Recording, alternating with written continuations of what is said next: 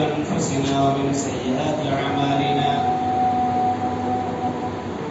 من يهده الله فلا مضل له ومن يضلل فلا هادي له وأشهد أن لا إله إلا الله وأشهد أن محمدا عبده ورسوله يا أيها الذين آمنوا اتقوا الله حق تقاته ولا تموتن إلا وأنتم مسلمون يا أيها الناس اتقوا ربكم الذي خلقكم من نفس واحدة وخلق منها زوجها وبث منهما رجالا كثيرا ونساء واتقوا الله الذي تساءلون به والأرحام إن الله كان عليكم رقيبا يا أيها الذين آمنوا اتقوا الله وقولوا قولا سديدا يصلح لكم أعمالكم ويغفر لكم ذنوبكم ومن يطع الله ورسوله فقد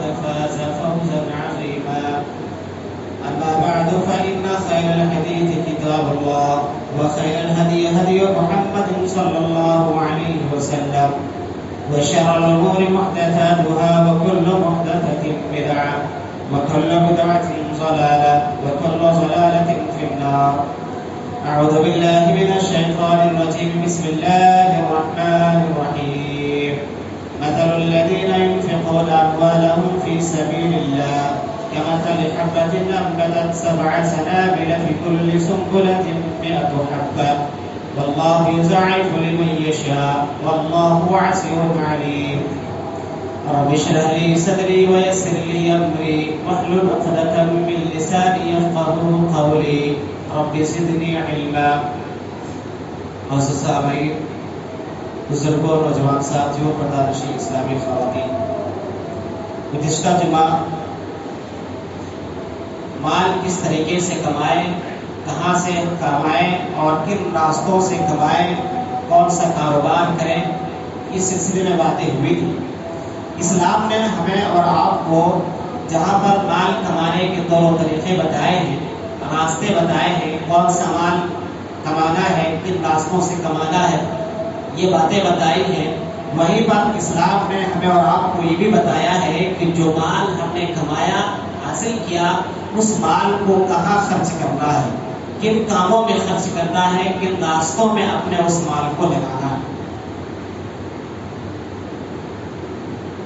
ظاہر بات ہے مال جو لگانا ہے یا خرچ کرنا ہے وہ اللہ رب العالمین کے راستے میں لگانا ہے، نئے کاموں میں لگانا ہے، صحیح راستوں پر ہی اپنے مال کو خرچ کرنا ہے.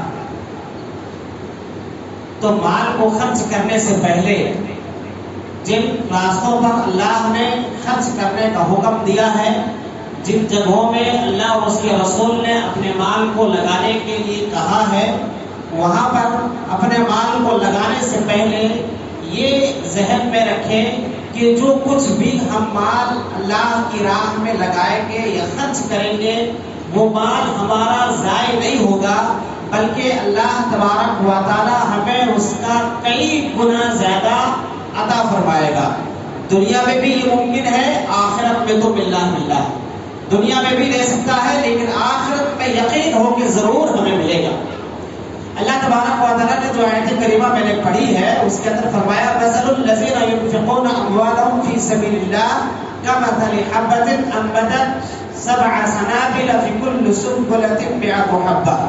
اللہ نے کہا کہ جو شخص اللہ کی راہ میں مال خرچ کرتا ہے اس کی مثال ایسی ہے کہ ایک شخص ایک دانہ زمین میں بوتا ہے اور اس ایک دانے میں سے 7 بالیاں نکلتی ہیں اور ہر بالی میں 100 دانے ہوتے ہیں. یعنی آدمی نے خرچ ایک کیا ہے لیکن اس کی محنت کا اللہ نے اس کو صرف 700 دانے کی شکل میں دیا. تو اللہ کہتا ہے کہ جب تم میری راہ میں خرچ کرو گے، نئے کاموں میں خرچ کرو گے، ان جگہوں میں اپنے مال کو لگاؤ گے جن جگہوں پر ہم نے خرچ کرنا ہے، جن کاموں پر لگانے کا ہم نے حکم دیا ہے، تو اللہ تبارک و تعالیٰ کے یہاں ہمارا مال ایک ہم خرچ کریں گے، 1 روپیہ لگائیں گے تو اللہ تبارک و تعالیٰ ہمیں اس کا 700 روپے تک دے گا. اور اللہ فرماتا ہے واللہ یضاعف لمن یشاء واللہ واسع علیم، اللہ جسے چاہتا ہے اور زیادہ دیتا ہے اور اللہ بہت خوشحالی والا ہے. یعنی اللہ تبارک و تعالیٰ ہی کے پاس سارے خزانے ہیں، تو اللہ جتنا چاہے دے سکتا ہے، لیکن ایک کم سے کم اللہ تبارک و تعالیٰ نے بتایا کہ اس کو 700 گنا تک ملے گا، اور اس کے زیادہ کتنا ملے گا وہ اللہ رب العالمین کو معلوم ہے. تو اس بات کا یقین ہونا چاہیے کہ جب ہم اللہ کی راہ میں نیک کاموں میں اچھے راستوں پر خرچ کرتے ہیں تو ہمارا وہ خرچ کرنا ضائع نہیں ہوگا، بلکہ اللہ تبارک و تعالیٰ ہمیں اس خرچ کے اوپر 700 گنا سے بھی نہ جانے کتنے ہزاروں گنا تک دے گا، یہ اللہ رب العالمین جانتا ہے، لیکن ہمیں ضرور ملے گا. اس دنیا میں بھی مل سکتا ہے اور آخرت میں ضرور ملے گا، اللہ رب العالمین ضرور عطا فرمائے گا. کیونکہ اللہ کے نبی صلی اللہ علیہ وسلم نے ایک حدیث کے اندر فرمایا کہ ایک شخص اگر 1 درہم پہ خرچ کرتا ہے تو اللہ تبارک و تعالیٰ اس کو اپنے ہاتھ پہ پالتا ہے. جس طریقے سے تم میں کوئی شخص ایک بچڑے کو پالتا ہے، جیسے ایک آدمی ایک جانور پالتا ہے، گائے پالتا ہے، بیل پالتا ہے، بکرا بکری پالتا ہے، اس طریقے سے اللہ کہتا ہے کہ اللہ کے نبی فرماتے ہیں اللہ تمہارے صدقے کو اپنے ہاتھوں پہ ویسے ہی پالتا ہے جیسے تم میں سے کوئی شخص ایک جانور ایک بچڑے کو پالتا ہے، اور اللہ تبارک و تعالیٰ اس کو اس قدر پالتا ہے کہ وہ ایک پہاڑ کے برابر ہو جاتا ہے.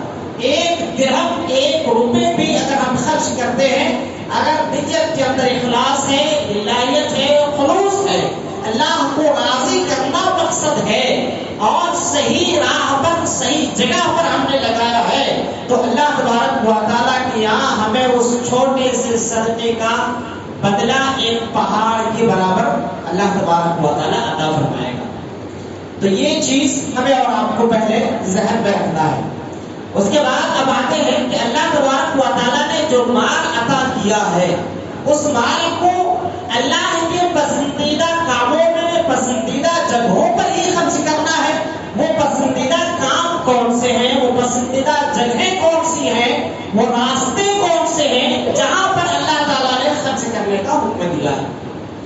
جن جگہوں پر اللہ تبارک و تعالیٰ نے مال خرچ کرنے کا حکم دیا ہے ان میں سے ایک ہے اللہ کے گھر کی تعمیر کرنا. یہ ہم بار سنتے رہتے ہیں. اللہ رب العالمین نے فرمایا انما یعمر مساجد اللہ من آمن باللہ والیوم الآخر.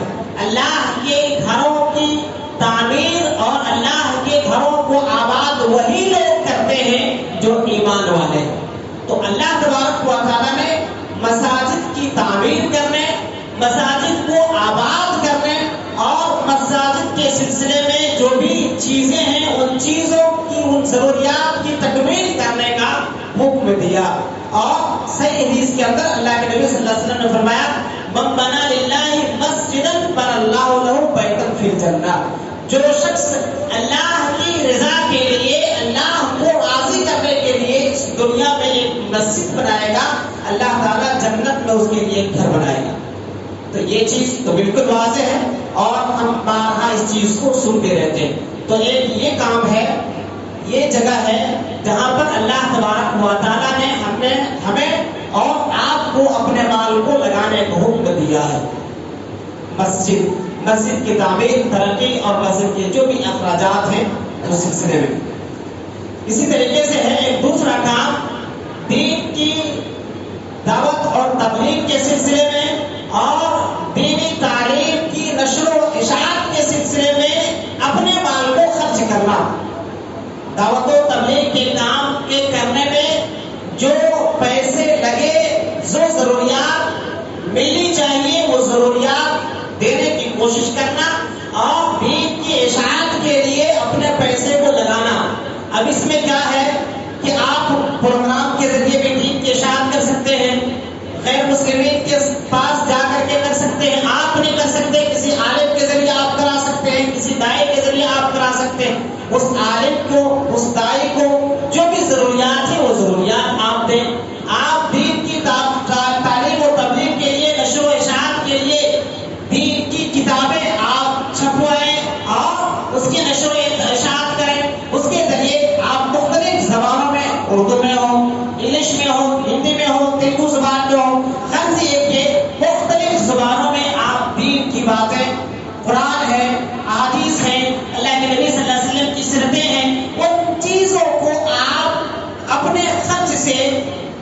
اشاعت کرائیں اور عوام میں تقسیم کرائیں، بانٹیں۔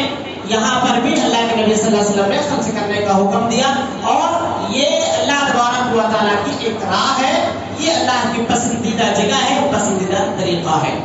اللہ کے نبی صلی اللہ علیہ وسلم سے حدیث کے اندر سے مسلم کی حدیث سے فرمایا اذا مات الانسان انقطع عنه عمله الا بالصلاۃ، مشہور حدیث ہے کہ انسان جب مر جاتا ہے تو اس کے عملوں کا سلسلہ ختم ہو جاتا ہے، صرف 3 عملوں کا جو ہے سلسلہ جاری رہتا ہے۔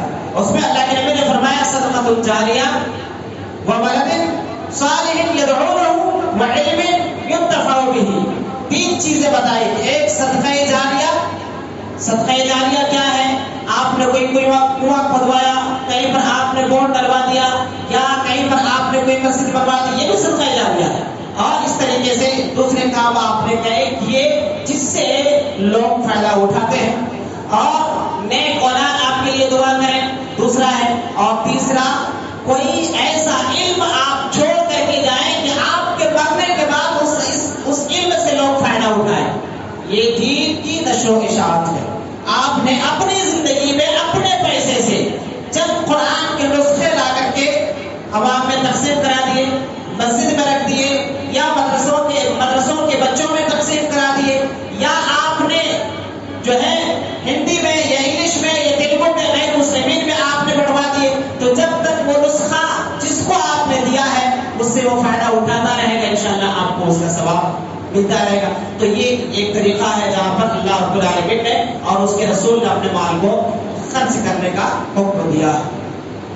اسی طریقے سے نمبر 3 میں ہے خدمت خلق میں اپنے مال کو خرچ کرنا، لوگوں کی خدمت میں، انسانوں کی خدمت میں، اور انسانوں کی خدمت کے سلسلے میں اللہ تبارک و تعالیٰ نے فرمایا سورہ بقرہ کے اندر یسألونک ماذا ينفقون قل ما انفقتم من خیر فللوالدین والاقربین۔ اللہ فرماتا ہے اے نبی، آپ سے لوگ سوال پوچھتے ہیں کہ اپنے مال کو کہاں خرچ کریں، آپ ان کو بتائیے کہ اپنے مال کو تم نیک کاموں میں خرچ کرو، اور اپنے ماں باپ کے اوپر خرچ کرو، اپنے رشتہ داروں کے اوپر خرچ کرو، اور اب جو ہے یتیموں کے اوپر خرچ کرو، مسکینوں کے اوپر خرچ کرو، اور مسافروں کے اوپر خرچ کرو۔ اسی طریقے سے ایک اور آیت سورہ بقرہ کی ہے، اللہ تبارک و تعالیٰ نے اس کے اندر فرمایا وَآتَى الْمَالَ عَلَىٰ حُبِّهِ ذَوِي الْقُرْبَىٰ وَالْيَتَامَىٰ وَالْمَسَاكِينِ وَابْنِ السَّبِيلِ وَالسَّائِلِينَ وَفِي الرِّقَابِ۔ اللہ نے کہا کہ اپنے مال کو خرچ کرو یتیموں میں، مسکینوں میں، رشتہ داروں میں، مسافروں میں، مانگنے والوں کے اوپر، اور گردنوں کو آزاد کرانے میں۔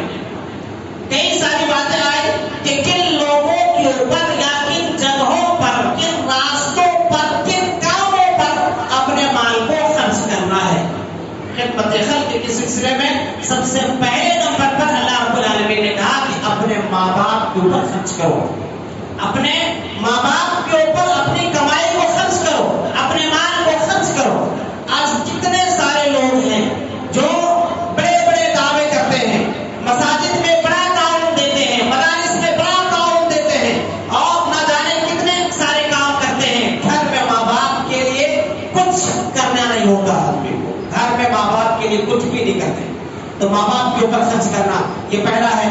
اسی طریقے سے اللہ رب العالمین نے دوسرا ایک طریقہ بتایا کہاں پر خرچ کرنا ہے، رشتہ داروں کے اوپر خرچ کرنا ہے۔ رشتہ دار میں جو رشتہ دار غریب ہیں، یتیم ہیں، بیوہ ہیں، مجبور ہیں، جو اس لائق ہیں کہ ان پر اپنا مال خرچ کیا جانا چاہیے، تو ان کے اوپر اپنا مال خرچ کرنا چاہیے۔ اللہ تبارک و تعالیٰ نے سورہ بنی اسرائیل کے اندر اس سلسلے میں فرمایا ہے وَآتَى الْمَالَ عَلَىٰ حُبِّهِ ذَوِي الْقُرْبَىٰ۔ اللہ رب العالمین نے فرمایا وَآتِ ذَا الْقُرْبَىٰ حَقَّهُ وَالْمِسْكِينَ وَابْنَ السَّبِيلِ وَلَا تُبَذِّرْ تَبْذِيرًا۔ اللہ نے کہا کہ اپنے مال میں سے اپنے رشتہ داروں کا حق دو، اپنے مال میں سے مسکینوں کو اس کا حق دو، اپنے مال میں سے مسافروں کو اس کا حق دو، اور فضول خرچی میں اپنے مال کو نہ اڑاؤ، اس لیے کہ فضول خرچی کرنے والا شیطان کا بھائی ہوتا ہے۔ آج ہم اپنے معاشرے کے اندر دیکھیں، ہمارے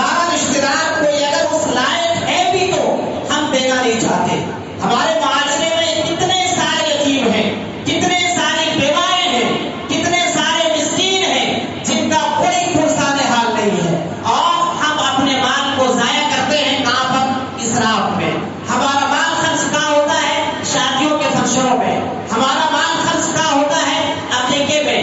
ہمارا مال کہاں خرچ ہوتا ہے؟ اور نام رکھائی کی رسم میں. اور نہ جانے کون کون سی جگہوں میں اپنے مال کو ہم خرچ کرتے ہیں اور گناہ اپنے نامۂ اعمال میں ہم جمع کرتے ہیں.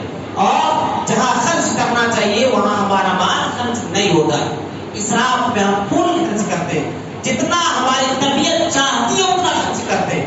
لیکن نیک کاموں میں صحیح راستوں میں اپنا مال ہم خرچ نہیں کرتے, یا کرتے بھی ہیں تو بہت تھوڑا کرتے, بہت معمولی کرتے. تو نیک کاموں میں سے یہ ہے کہ آدمی اپنے رشتہ داروں کے اوپر بھی خرچ کرے. اسی طریقے سے یتیموں کے اوپر بھی خرچ کرے, بیواؤں کے اوپر بھی خرچ کرے. اور باقاعدہ یہ جو ہے یتیم ہے, بیوہ ہے, مساکین ہے, احادیث میں ان لوگوں کے اوپر خرچ کرنے کے لیے ابھارا گیا ہے. اللہ کے نبی صلی اللہ علیہ وسلم نے فضائل بیان کیے ہیں کہ ان کے اوپر خرچ کرنے کا کیا ثواب ہے اور کتنی فضیلت ہے. ایک حدیث کے اندر سے بخاری کیا, اللہ کے نبی صلی اللہ علیہ وسلم نے فرمایا السائی علی الارملۃ والمسکین کالمجاہد فی سبیل اللہ او کالذی یصوم النہار ویقوم اللیل. اللہ کے نبی فرماتے ہیں کہ بیوہ عورت کے لیے دوڑ دھوپ کرنا, ان کی ضروریات کو جو ہے انتظام کرنے کی کوشش کرنا, یتیموں کی ضروریات کو پوری کرنے کی کوشش کرنا فضیلت میں ایسے ہے جیسے کوئی شخص اللہ کی راہ میں جہاد پر ہو. بلکہ اللہ کے نبی آگے فرماتے ہیں او کالذی یصوم النہار ویقوم اللیل, بیواؤں کی ضروریات کو پوری کرنا, یتیموں کے حقوق کو ادا کرنا ثواب کے اعتبار سے ایسا ہے گویا آپ نے دن کا روزہ رکھا ہوا ہو اور آپ نے رات کا قیام کیا ہوا. اتنا بڑا ثواب بتایا گیا. ایک یتیم کی کفالت آپ کرتے ہیں, ایک بیوہ کی کفالت آپ کرتے ہیں, اور تو اس کا ثواب کیا ہے کہ آپ روزانہ روزہ رکھ رہے ہیں, آپ روزانہ راتوں کا قیام کر رہے ہیں. یہ ثواب اللہ رب العالمین آپ کو دے رہا. لیکن یہ چیزیں ہم کرتے ہیں, ہمارے معاشرے کے اندر ہے یہ چیزیں نہیں ہے, بلکہ ہم تو اسی چکر میں رہتے ہیں نعوذ باللہ کہ کون ہمارا رشتہ دار میں یتیم ہو جائے اس کے مال کو ہم ہڑپ لیں, کہاں ہمارا بھتیجا یتیم ہو جائے, کہاں ہمارا بھانجا یتیم ہو جائے, اور ساری چیزیں ہم جو ہے گول کر لیں. یہ ساری چیزیں ہمارے معاشرے کے اندر جو کہ نہیں ہونی چاہیے. صحابہ کرام کی زندگیوں کو آپ دیکھیں, اور پھر یہاں پر ایک چیز آپ دیکھیں کہ ہمارے معاشرے کے اندر جو ہمارا مزاج بنا ہوا ہے, مساجد کی تعمیر کرنا ہو ہم دل کھول کے لٹاتے ہیں, مدارس کا قیام کرنا ہو ہم فل پیسہ بہاتے ہیں, لیکن کسی یتیم کی کفالت کرنا ہو وہاں ہمارا ہاتھ تنگ ہو جاتا ہے, کسی مسکین کی کفالت کرنا ہو وہاں ہماری جیب ٹائٹ ہو جاتی ہے. یہ سب بالکل نہیں ہونا چاہیے. اللہ تبارک و تعالیٰ کے یہاں جنت حاصل کرنے کا راستہ اگر مساجد کے ہوتے ہوئے جاتا ہے تو اللہ کے یہاں جنت حاصل کرنے کا راستہ ایک یتیم کی کفالت کے ذریعے بھی جاتا ہے. آپ کو اگر جنت میں گھر مسجد کی وجہ سے مل رہی ہے تو اس جنت میں داخلہ ایک یتیم کی کفالت کے ذریعے بھی آپ کو مل جائے گا. تو وہ چیز بھی کرنی, اس کا مطلب یہ نہیں کہ آپ مساجد کی تعمیر نہ کریں, یہ بھی کرنا ہے, وہ بھی کرنا ہے, کسی ایک کو اندیکھا نہیں کرنا ہے, بلکہ جس کی جہاں سخت ضرورت ہو اس چیز کو کرنا چاہیے. صحابہ کرام رضی اللہ عنہ اجمعین کے زندگیوں کو آپ پڑھیں. حضرت ابوبکر صدیق رضی اللہ عنہ کے تعلق سے ہم نے بارہا سنا ہے کہ اللہ کے نبی صلی اللہ علیہ وسلم نے فرمایا کہ میں نے سارے لوگوں کے احسانات کا بدلہ چکا دیا ہے, صرف ابوبکر کے احسانات اتنے ہیں کہ ان کے احسانات کا بدلہ اللہ رب العالمین ہی چکا ہے. یہ احسانات کیا تھے؟ اللہ کے نبی صلی اللہ علیہ وسلم کا ساتھ دیا اور اپنا مال اللہ کی راہ میں ہر طریقے سے انہوں نے لگایا, چاہے مسجد کی تعمیر میں ہو, چاہے جہاد کے لیے اللہ کے راستے میں ہو, غلاموں کو آزاد کرنے میں ہو, غریبوں کی کفالت, یتیموں اور بیواؤں کی, مساکین کی کفالت ہو, ہر راستے میں انہوں نے پیسہ پانی کی طرح بہایا. اور اللہ کے نبی صلی اللہ علیہ وسلم نے اتنا بڑا مسئلہ سنایا اور اللہ رب العالمین نے بھی جنت کی بشارت سنائی. تو صرف ایک کام انہوں نے نہیں کیا, سارے کام انہوں نے کیے. یتیم کی کفالت کرنا اور خدمت خلق کا کام کرنا یہ بڑا اہم کام ہے، جس کی طرف ہمارا ذہن نہیں جاتا ہے یا ہماری سوچ ادھر نہیں جاتی ہے کہ یتیم کی بھی کفالت کرنا ہے۔ اور مساجد ہم بڑے بڑے بڑی بڑی تعمیریں کر رہے ہیں، کروڑوں کی تعداد میں ہم خرچہ کرتے ہیں، ان مساجد کے ذریعے بہت سارے کام ہو سکتے ہیں، لیکن ہم صرف نماز کے علاوہ دوسرا کام نہیں کرتے۔ ہمارے پاس ایک ڈھنگ کا اسکول نہیں ہے، ہمارے پاس ایک ڈھنگ کا کالج نہیں ہے، ہمارے پاس ایک ڈھنگ کا کچھ ہاسپٹل نہیں ہے، اس کے لیے ہمارا پیسہ نہیں نکلتا، اس کے لیے ہمارا پیسہ نہیں نکلتا، وہاں پر بھی نکالنا چاہیے، مسجد کے لیے نکالنا چاہیے، اس کے لیے بھی نکالنا چاہیے، دونوں جگہوں پر لگانا چاہیے، جہاں جہاں امت کو ضرورت ہے وہاں وہاں اپنے پیسے کو لگانا چاہیے، کسی ایک چیز میں خاص بالکل نہیں کرنا چاہیے، جہاں جہاں ضرورت ہے وہاں وہاں خاص طور سے خرچ کرنا چاہیے۔ بلکہ آپ کو تعجب ہوگا کہ خدمت خلق کی فضیلت اللہ تبارک و تعالیٰ کے یہاں کچھ زیادہ ہی ہے، بہت زیادہ ہے، کچھ زیادہ نہیں بلکہ بہت ہی زیادہ ہے۔ آپ نے ایک واقعہ بارہا سنا ہے کہ بنی اسرائیل کے 3 لوگ تھے، وہ جا رہے تھے، راستے میں بارش ہو گئی، ایک غار میں چھپے اور وہاں پر وہ پھنس گئے، ایک چٹان آ کر کے گری، راستہ بند ہو گیا۔ وہاں سے وہ جو تینوں نکلے ہیں انہوں نے اللہ رب العالمین سے دعا مانگی ہے، اور دعا میں ان تینوں نے کس چیز کا حوالہ دیا ہے، کون سا عمل اس نے پیش کیا تھا؟ کیا ان تینوں میں سے کسی نے کیا کہا تھا؟ پہلے نے کہا کہ اللہ رب العالمین تجھے معلوم ہے کہ میرے بوڑھے ماں باپ تھے، میں بوڑھے ماں باپ کی خدمت کرتا تھا، روز بکریاں چلا کے آتا تھا، میں ان کو دودھ دیتا تھا۔ ایک دن اتفاق ایسا ہوا کہ وہ دونوں سو گئے اور میں ان کے سرہانے صبح تک ٹھہرا رہا، لیکن اپنے ماں باپ کو جگانا مناسب نہیں سمجھا۔ پھر جب وہ اٹھے تو میں نے اپنے ماں باپ کو دودھ پلایا، پھر میں نے اپنے بچوں کو پلایا۔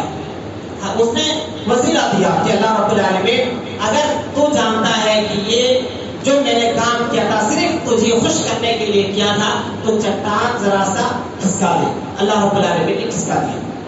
دوسرے نے کیا کہا؟ اللہ تعالیٰ سے کہا کہ میری ایک جزیری بہن تھی، میں نے اس کے ساتھ زنا کے لیے پورا ڈیل کر لیا تھا، پیسے کے ساری چیزیں ہو گئی تھی، لیکن آخر میں انہوں نے اللہ کا ڈر اور خوف دلایا اور میں نے اس کو چھوڑ دیا، اور چھوڑا نہیں بلکہ جو کچھ میں نے اس کو پیسہ دیا تھا، جتنے درہم دیے تھے، اللہ سب کچھ میں نے چھوڑ دیا۔ اس کے بعد اس کا حوالہ دیا۔ تیسرے نے کہا کہ اللہ رب العالمین میرے پاس ایک غلام تھا، ایک مزدوری کرتا تھا، وہ اپنی مزدوری چھوڑ کے چلا گیا، کئی سالوں کے بعد وہ شخص آیا، اس کے پیسے کو میں نے دوسرے کاروبار میں انویسٹ کیا اور بڑا کاروبار پھلا پھولا بڑا ہو گیا۔ وہ آدمی سالوں کے بعد اپنی مزدوری لینے آیا تو میں نے جو کچھ تھا سب کچھ دے دیا۔ اللہ تعالیٰ اللہ تعالیٰ تو جانتا ہے کہ میں نے یہ کام صرف تجھے خوش کرنے کے لیے کیا تھا، تو آج یہ غار کا راستہ تو کھول دیا۔ اللہ رب العالمین نے راستہ کھول دیا۔ ان تینوں نے اپنی نمازوں کا واسطہ نہیں دیا، ان تینوں نے اپنی تلاوتوں کا یا اپنے ذکر و اذکار کا واسطہ نہیں دیا، ان تینوں نے واسطہ دیا تو خدمت خلق کا دیا۔ تینوں نے کہا خدمت خلق کا واسطہ دیا کہ اللہ میں نے تیرے بندوں کو فائدہ پہنچایا تھا، اگر یہ عمل تجھے محبوب اور پسندیدہ ہے اللہ تو اس راستے کو ہمارے لیے آسان کر دے اور اس چٹان کو اس منہ سے تو ہٹا دے تاکہ ہم نکل جائے۔ اللہ رب العالمین نے اس پریشانی سے ان کو نکال دیا۔ تو یہ ہے خدمت خلق کا جو ہے ثمرہ اور اس کا نتیجہ جو اللہ رب العالمین عطا فرماتا ہے۔ اور جو آدمی نہیں کرتا ہے یہ سارے کام، جیسے ہم اور آپ، آج ہمارے معاشرے کی حالت ہے، ہم سب کی حالت ہے، ہم کہتے ہیں کہ ہم کاروبار اچھا کر رہے ہیں، کاروبار بھی اچھا چل رہا ہے، لیکن جو ہے بس نہیں ہو رہا ہے، کھانے کھتے میں نکل جا رہا ہے، کاروبار میں برکت نہیں ہو رہی ہے، اللہ رب العالمین کی رحمت کا نزول نہیں ہو رہا۔ یہ ساری چیزیں کیوں ہو رہی معلوم؟ ہم مساجد میں لگا رہے ہیں، اچھی بات ہے، مدارس میں لگا رہے ہیں، اچھی بات ہے، لگانا چاہیے، لیکن ہمارے معاشرے کا جو غریب طبقہ ہے، جو فقراء ہیں، جو مساکین ہیں، جو یتیم ہیں، جو بیوہ ہیں، ان کے اوپر ہم خرچ نہیں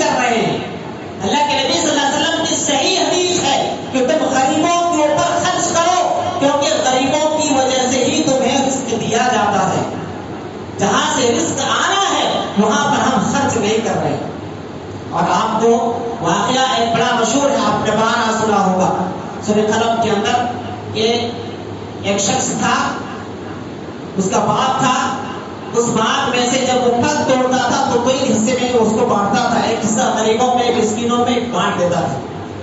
لیکن وہ آدمی جب مر گیا اس کے بیٹوں نے یہ ارادہ کیا کہ اب ہمارے ابا جو کرتے تھے اب ہم نہیں کریں گے، محنت ہم کریں گے، مشقت ہم اٹھائیں گے. اور یہ کون سی بات ہوئی کہ آئے جو ہے ایک تہائی حصہ غریبوں میں بانٹ دیں، مسکینوں میں بانٹ دیں، ہم سے نہیں ہوگا، ہم نہیں بانٹیں گے. یہ جتنے بھائی تھے یہ ابھی باغ کا پھل اتارنے کے لیے گھر سے نکلے، یہ ارادہ کر کے نکلے کہ اس بار کسی مسکین کو دینا نہیں ہے، کسی غریب کو دینا نہیں. ہمارے ابا بیوقوف دے دیتے تھے، ہم محنت کرتے ہیں، ہم نہیں دیں گے، کسی کو اس کا حصہ نہیں ملے گا.